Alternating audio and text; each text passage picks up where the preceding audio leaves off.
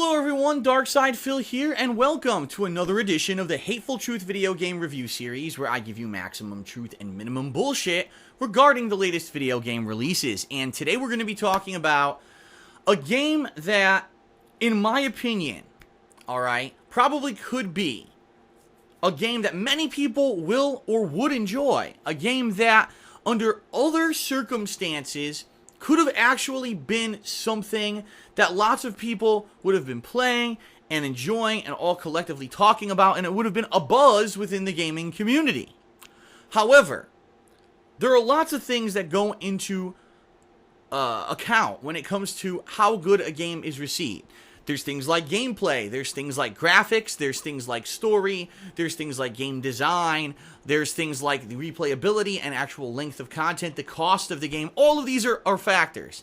And there's one factor that usually we don't talk about too much. Unfortunately, though, in the case of this one particular game, this one factor may have been the reason why you've heard almost no one speak of it, despite the fact that, in my opinion, the game is pretty damned good. The factor that I'm talking about is timing, and the game I'm talking about is Mad Max, which I actually played on the PlayStation 4 console, and therefore this is a review of that version of the game. So let's talk about Mad Max. I'll be honest, a year and a half ago at E3, they announced this game, and they had this trailer for it, and I was like, wow, it sounds like a good premise. And it's from a game maker that people seem to like. You know, these games have made other games before that have been in high regard.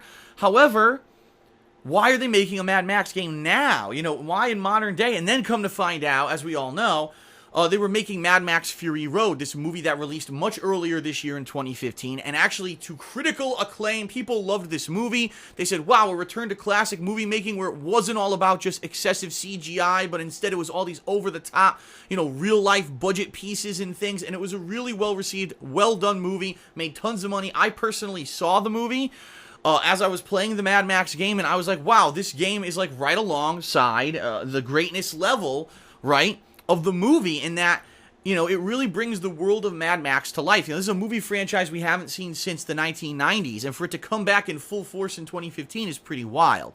The Mad Max video game puts you straight into the shoes of Max, the main character of the franchise. This is a prequel story to Mad Max Fury Road, FYI, for those who are wondering. And it opens up with Max immediately going into a battle with this really big tribal leader named Scrotus. And he is driving one of his giant, you know, war rig machination machines throughout the desert, and he's fighting with Max. They get into this big fight with their vehicles. Max eventually jumps and boards his vehicle, takes a chainsaw, and literally chainsaws the guy in the head. Now, you would think in any other circumstance, oh, that's it for him. But no, in the world of Mad Max, this is the post-apocalypse. The world has ended. Everything's a big-ass desert. And everyone's apparently an incredible badass, because Scrotus survives. Max's car is confiscated. Max is basically gets the shit beat out of him, is thrown to the wastes, and now it's up to Max to reclaim a new vehicle, to get his honor back from getting his ass beat by Scrotus. And this leads him on an epic journey across this desert-like wasteland. He goes from camp to camp trying to befriend tribal leaders by doing favors for them. He tries to scavenge food, as well as scrap metal, which is used for upgrades for Max, as well as his vehicles over the course of the game, and water, which is used as a healing item in the game. He does melee hand-to-hand combat against all kinds of raiders and wasteland wanderers that come up against him and try to fight him. The combat is very similar, I would say, to games such as, think Batman, think Spider-Man, all those games of the past decade that are that button-tapping combat, and then you could time a reversal button press, and there's variations where he can pull out his shotgun and shoot characters in the middle, or if you hold down the attack button, he'll do a heavier attack that'll break through a guard. And then later on in the game, there's more advanced attacks that you can do, such as counterattacks that break limbs and stuff like that. So it's a simple combat engine, but there's some uniqueness to it as well. There's some enemies in the game that are actually called war criers, where if you're fighting a group of guys and this guy drops down from the sky, he will revitalize them and basically make them more powerful. So your goal is to try to get away from them and find a way to defeat the war crier, whether shooting him with your shotgun or destroying the rope that he's hanging from so that he won't buff everyone around you. You're also not just going to be doing melee combat, but you're going to be doing car and vehicle combat. And this is some of the coolest and most unique stuff in Mad Max. Your car is called the Magnum Opus. You very quickly meet up with this grease monkey mutated guy named Chumbucket, who's a really good mechanic, and he wants to build like the ultimate car of the wasteland, which he calls the Magnum Opus. You then set out on a quest across the wasteland to gather parts and work with other tribal leaders to build the ultimate vehicle so that you can eventually enter a race to get Scrotus's attention and take on Scrotus mano a mano. And it's really fun to get upgrades for the car. As you do side quests, scavenging and stuff, you're going to upgrade things such as getting a harpoon on your vehicle that allows you to latch onto things and pull them, whether it's a gate to pull open a door at a fortress, whether you can pull wheels straight off of enemy vehicles or pull enemies off of ledges or right out of their own cars as they're driving at you. It's pretty cool. Then you get the sniper rifle, which allows you to snipe distant enemies who are at either, way far off, or other snipers that are placed throughout the map, maybe lookouts for camps and such. And then, in my opinion, probably one of the coolest things, the Thunderpoon, which is basically just a rocket launcher that you can shoot, and it could attack vehicles, it could blow walls up, it could do a ton of different things. So, the car combat of the game is kind of a cross, I would say, between, think heavy metal without, like, automatic weapons. Just the missile combat and the other special weapons of heavy metal. That's kind of how the car combat handles in Mad Max, and it's a lot of fun as you play throughout the game and progress to unlock new abilities with the car and try them out in different scenarios. So ultimately, Mad Max is kind of an open-ended game, and what I mean by that is you can, from the get-go, wander a really wide area of the map, and you can check out different fortresses, you can try to do favors for different tribal leaders and try to get them on your side. As you do get scavenger missions, which are basically just optional areas on the map, you'll get more scrap, and you can use scrap to either improve your car, improve yourself, or you can actually help out these tribal leaders. So for example, you can do what's called a maggot farm, which I know sounds pretty disgusting, but in the wasteland you eat whatever you can get. If you make a maggot farm, what it means is every time you go back to that safe point or that tower or fortress of the game, you will get full health. So rather than having to go scavenge around for water or food or whatever in the wasteland, every time that you want to get your health back, you just go back to that fortress. Also, unlocking fortresses creates fast travel, so you don't always have to drive across the entire map to get from point A to point B, which tends to be an issue in a lot of these open world games. This game cuts down on a lot of that by allowing fast travel. There's also waypoints where you can have a lookout. You can actually get in a hot air balloon and go up into the sky and see everything around you and mark those points on your map, and also that creates a fast travel point. So, the game starts off very simple. You're trying to build up your car, the Magnum Opus. You're trying to get resources and get all these tribal leaders on your side. Ultimately, this is going to unlock missions and side quests, some of which are completely optional, you don't have to do, some of which are necessary for story progress. There are other characters that eventually get involved. You'll run into a concubine and her daughter, who are kind of involved in the whole Scrotus plotline. Later on, you'll be trying to recruit a secondary pilot for your machine so that you can enter these races and try to win the race with a co-pilot. So there's all this stuff going on in the course of the game, alright? Ultimately, there's going to be, a final showdown with Scrotus, and I won't spoil how it goes, but there's twists and turns, there's pretty gruesome and messed up stuff in the game. The game covers a lot of different locations. There's sewers, there's subway tunnels, there's great giant above ground fortresses that you have to storm and fight mini bosses that are like roided dudes with super armor and have a lot of health and stamina, and you have to dodge their attacks and counterattack them and fight for several minutes in order to beat them. There's also hidden areas like churches. There's an underground airport that you go to a couple of times during the course of the story. There's racing, a lot of optional racing, whether it's just killing all of your opponents, hitting explosive barrels, getting from point A to point B before everyone else. There's a lot of variety in the racing of the game, and of course all the abilities that you've unlocked during the course of playing the game factor in. A cool part of the game is customizing the look of Max. The more that you do, the more combat you do, the more looting you do, the higher level you'll get your character to be. And the higher level, you unlock appearance changes that make Max look different over the course of the game. And similarly to that, you can find paint jobs for your car that will make your car look unique and different. You get better engines, better parts, tires, exhaust, turbo boost that make the car yours as well. So ultimately, the game is a lot of fun. It's a lot of combinations of fun factors. Unique driving, racing, combat, melee combat, scavenging, and story. And I'll be honest, if you really get yourself immersed in the world of Mad Max, this game could be longer than, say, 30 hours of content. I myself played it for around 50 parts, and you figure for a typical playthrough, 20-30 minutes per part, you're talking, it's probably, my playthrough was around 10 to 15, if not 20 hours long, and I did some of the side content. I got about 2/3 to 3/4 through the game, and I stopped doing the side content because I realized I probably wasn't going to be able to finish the game in a reasonable amount of time if I kept doing it. Not to say that it wasn't fun and addictive, because it was, but the more I did it, I realized it was more fun for me because I was doing it rather than fun to watch. And when I'm doing a playthrough, I want to make sure that I'm covering all the bases. I don't want my viewership falling asleep halfway through the game because I'm doing all this optional content, okay? So it's kind of a mixed bag when it comes to the content of Mad Max. Some of the stuff is really fun. I'll be honest, some of the optional missions, I went underground to a church. That was really cool. I went into the sewer area. That was really cool. But then there were some missions that took like 20-30 minutes to do, and it's like you unlocked a high-level upgrade, which, by the way, you can't even get until much later in the game, and I was like, well, that really wasn't worth it. That didn't really pay off. Or I remember one of the upgrades was like, every time you return to this fortress, you get full health. But it was the fortress at the beginning of the game, and I was already more than halfway through it. So why do I want to go back to this fortress way on the other side of the map just to get full health? It didn't make sense, and so some of the upgrades didn't really make a lot of sense. So, the positives of Mad Max, alright? Fun, addicting gameplay with tons of open world content, fun driving car customization and combat mechanics as well as racing, melee combat that's easy to jump into, nothing too complex here, and you've probably played it before, so if you like those other games like I mentioned, Spider-Man, Batman, you're going to like the combat of Mad Max, and a fun, interesting story with multiple characters and some pretty decent graphics. What don't ultimately I like about Mad Max? Well, a lot of the side content seems to be there just for the sake of being there. Like I said, there's all these levels you can level up max, and really you don't ever need them to hit those higher levels. It's very easy to turbo through most of this game without a lot of high-level upgrades for your car, and ultimately it seems like a lot of it is just to say, well, there's a ton of content in the game. Oh, by the way, it's not really necessary to complete the game, and that's a little bit of a letdown. I'm going to be honest here, and some people will disagree with me. The world of Mad Max, it's a post-apocalyptic desert-like wasteland. Some people might love that.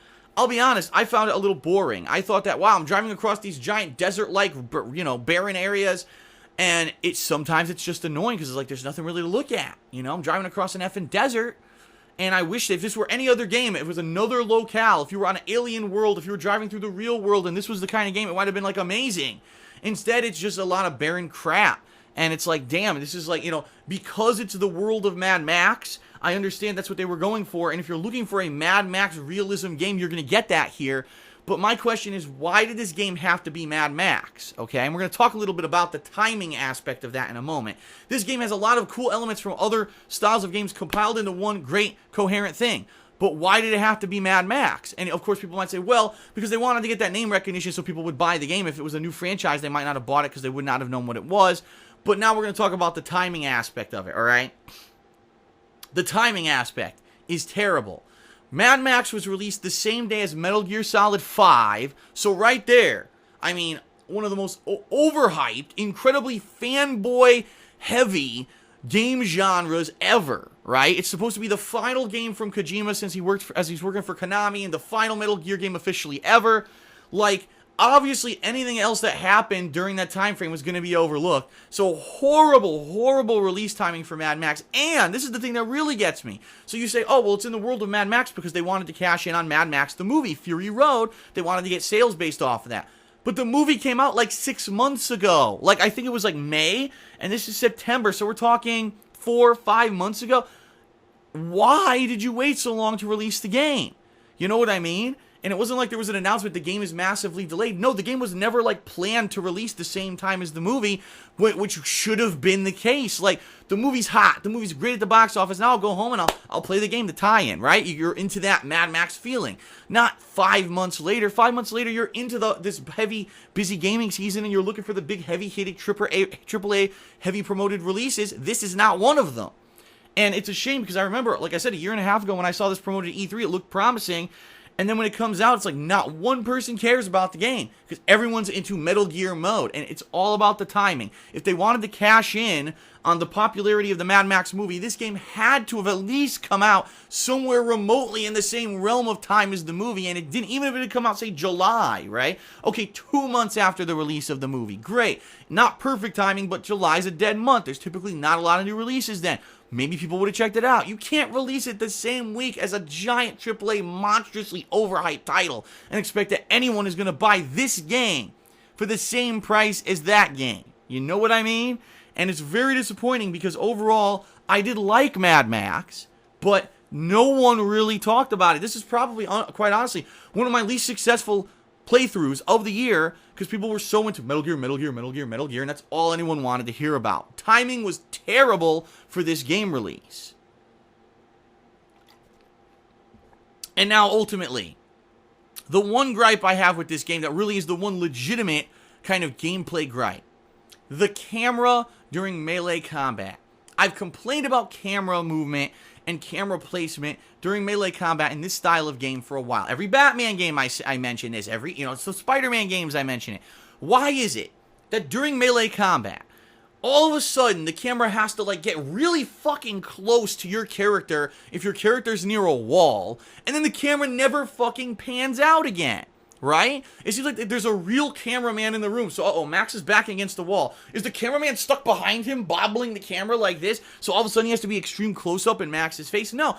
The wall is fucking programmed. It's not real. The camera should be able to back into the wall and properly see the fight scene. And ultimately what happens in this game is you get surrounded by tons of various enemies who have different abilities. Some are regular enemies and can be hit by anything. Some can only be hit by a heavy attack. Some need to be counterattacked first. And when you get surrounded and you hit a wall, that's it. You can't see anything. The enemies will be coming at you and you need to counter. You can't see that. You can't see the icons because the camera's in Max's face like this, like extreme close-up. And Max you can't fucking see anything. And ultimately, there's going to be cheap hits, cheap deaths in this game where you could have avoided it if the camera was better. Why, in these games with this kind of melee, free-flowing melee combat, why do they still have a bad camera? In 2015, you couldn't improve the camera usage for these style of games. It baffles me, and it still happens in all these games with this kind of combat. I always bring it up. The camera's fucked up. Why don't they pan out and let you see the full picture? So when you're surrounded by enemies, you could counterattack everything they do. No, the cameraman's like stumbling and squished next to Max trying to get a good shot and fails miserably. And ultimately, that's my big gripe, my big pet peeve with the game, the camera. So, let's talk turkey. If you're a fan of the Mad Max universe, if you liked Mad Max Fury Road, chances are you're going to like the Mad Max video game because it's a perfect representation of that universe. Probably the only one you're ever going to see, quite honestly, because of what's happened with this game and its sales because of Metal Gear Solid 5 crushing it in the sales. And you shouldn't pass it up. If you're a fan of open world roaming gameplay with lots of content, you want to spend a certain amount of money and get tons of replayability, this game has it. Not all of it is necessarily going to significantly add to the story. Not all of it is significantly even going to add to your experience of the game, but there's a lot of it. The races are a lot of fun. The characters are uniquely, created and interesting in their own right. And the universe itself feels alive. It feels real. And that's an awesome thing. They did a good job. And I'll say this. I said it again. I'll say it again. If this game had been released at another time, I think it would have been, if this game was released in July or August, people would have been talking about this all summer. Wow, Mad Max, the game of the summer. But the timing was so bad that most people aren't going to check it out. So, ultimately, in my opinion, Mad Max is a fun game. It's a good game. It has tons of content. But the timing was terrible. And I'll be honest as well, does it do anything that, wows me? Do you absolutely need to run out and play Mad Max right now? Not really. It's a fun game, and if you have downtime, let's say you have a few weeks coming up, and there's really nothing going on gameplay-wise, and you want to get a game that's going to occupy you for a few weeks, you're going to get bang for your buck, and it's going to be an entertaining experience. Mad Max is your game. But this is not a game that I need to tell you, go get it right now, Game of the Year contender. No, and in fact, it's not. It really doesn't ever reach that epic level of greatness, but that doesn't mean it's a bad game, and it's actually a shame, in my opinion, that the majority of gamers out there are going to never play this game. A game that you can tell attention was put into it, care for the characters in the universe, a lot of variety of gameplay kind of compiled together, and I feel bad for the game developers, for a game that I know is as good as this is, that probably will not be played by a wide group of people because of the timing of the release. So overall, with all factors considered, I'm actually going to give Mad Max, all right, an 8 out of 10. It's not an outstanding, blow me out of my socks game of the year contender, but it's 8. It's really good. It's a lot of content. It's a fun game. It's worth playing. What I'll say is this. Right now, ultimately, most of you are probably all just engulfed in new releases that are coming out, the AAA releases and everything. Hold off. Wait till the end of the year. Wait till the end of 2015, maybe early 2016. Things will slow down a little, and ultimately you'll have a couple weeks. Wait for this game to be discounted and be half price at the store, or maybe it'll be the discounted PS Plus or Xbox Live title. Check it out. Give it a look. It's worth it to experience what these game devs put together. It's a really good game. And it's a shame that so many people will just skip it because of the poor timing. I don't know what they were thinking, but it's a game worth a look. It's definitely a game worth a shot, worth your time investment. You're going to enjoy the time that you spend with Mad Max, even if it's not a unique and awesome, blow-you-away game of the year experience. It's still a lot of fun, and it's worth you at least a few sessions of your time. So 8 out of 10 for Mad Max. I hope you enjoyed this edition of the Hateful Truth Game Review, where I give you maximum truth and minimum bullshit. That's it for this time. I'll see you next time. Peace out, everyone, and happy gaming.